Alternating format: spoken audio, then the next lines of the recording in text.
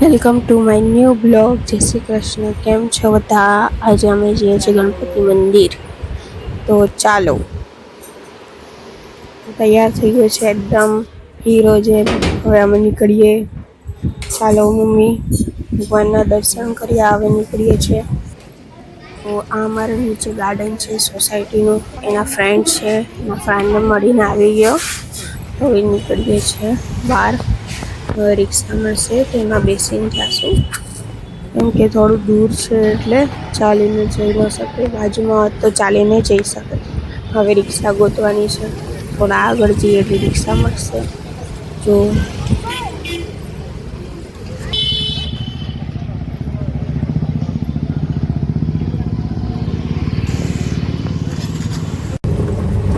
Finally અમને રિક્ષા મળી ગઈ અને ગણપતિ મંદિર નીકળી ગયા અમે.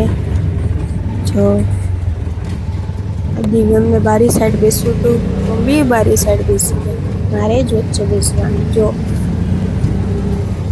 તમે જોઈ શકો છો રસ્તા કેટલા ખરાબ છે વરસાદના લીધે. એકદમ ખરાબ છે ને કે વાત જવા દેજો. આખી રિક્ષા હાલી ગઈ છે.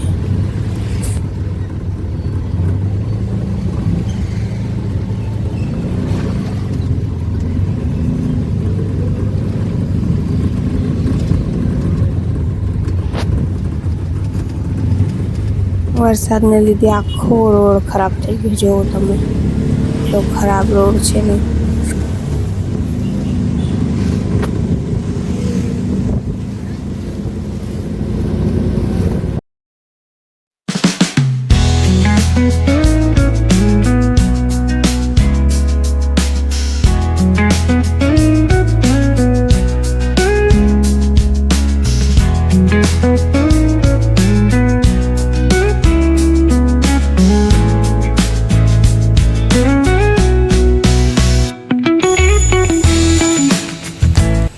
ફાઇનલી અમે મંદિર આવી ગયા છે. ઈચ્છાપૂર્તિ શ્રી ગણેશ મંદિર.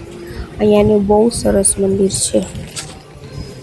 વરસાદ નથી એટલે સરસ રીતે બેસી શકે. જો ગણપતિજીની મૂર્તિ એટલી સરસ અને સુંદર લાગે છે.